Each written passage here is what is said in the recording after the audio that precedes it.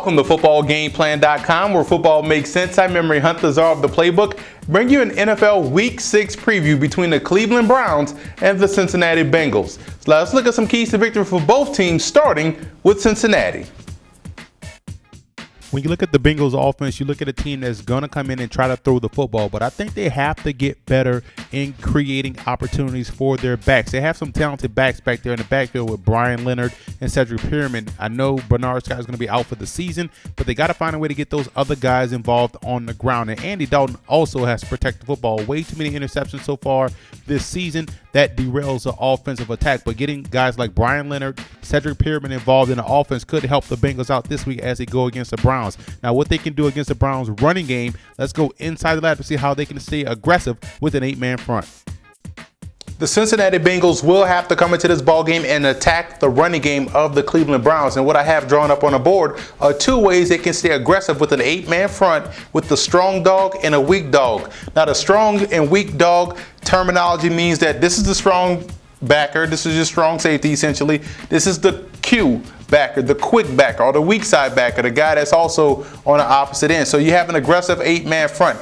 And strong obviously is talking to the guy, the strong safety, when he's coming. And on the weak dog, you're talking to the quick guy, the one that's on this side, opposite of the tight end, being able to get to the pressure. So you see right here, attacking gaps. Also, you strong and weak calls utilize terminology where you also tell the Mike linebacker what to do. In this situation, in the strong call, we're going to bring the strong safety over there. He's attacking, he's the extra blitzer, and we're telling this guy to maintain and keep contained and also keep an eye on the backfield. And we're also sending the weak side backer here. On the weak dog, maintain level at the line of scrimmage, maintain. Now you have the Mike linebacker shooting that A gap, and now you're bringing a quick backer or the weak side backer on a D gap blitz as well too. So now you're getting aggressive. And this is to be utilized in obvious running situations. If the Bengals can do that, they'll do a great job of putting the Browns in backed up situations.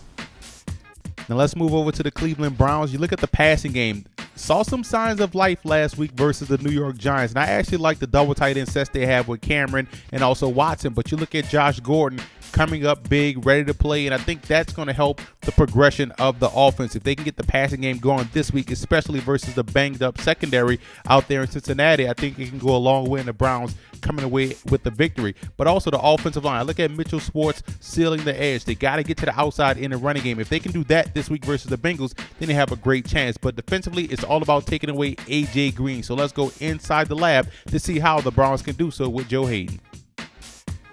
Mission number one for the Cleveland Browns, take away A.J. Green. You look at defensive coordinator Dick Jauron, how he can go about doing that. Now they have Joe Hayden back, so they can get creative in the way they take away A.J. Green. I have two examples here I've drawn up. Let's say this is the sideline, and you want to use your sideline as your friend. So let's say A.J. Green forces his way, finds a way to get outside leverage. You as the corner know your sideline is your help.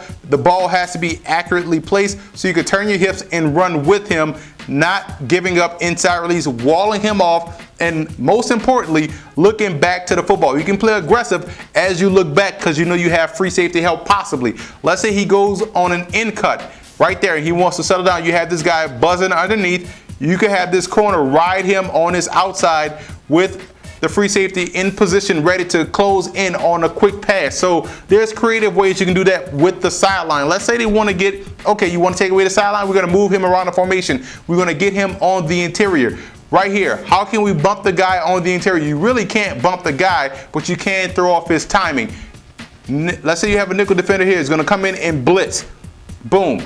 Now you have this backer replacing him in the short to intermediate. You can even call different type of calls. You can call switch calls. You can call banjo calls. You have the cornerback follow this guy as the free safety takes this receiver here, and you have this guy working in his zone. Different ways you can get aggressive. Let's say you don't have the ability to have the nickel backer, or the coverage dictates you go another way, and you can't have that nickel guy right there. You can effectively have this defensive end get a chip or get a bump, and then have this guy pass off. It's all about communicating.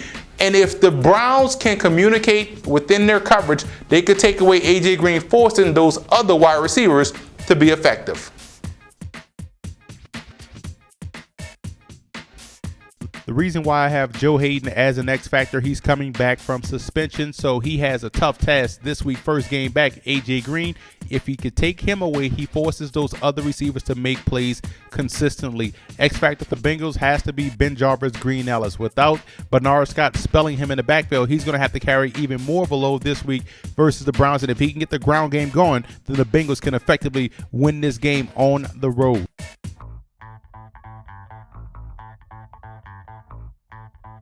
Now let's look at the personnel breakdown in this matchup. You see right there, the O-line and D-line, in my opinion, is where the battle has to be won for either the Browns or the Bengals. I know it's cliche, but if you can win the battle on the line of scrimmage, you can definitely win the ball game.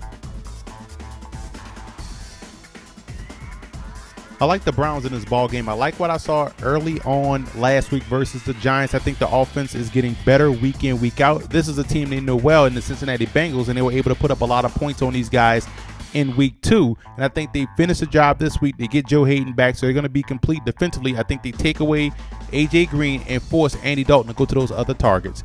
I want to give a huge shout out to Browns fans and also Bengals fan forums for always showing football game plan support.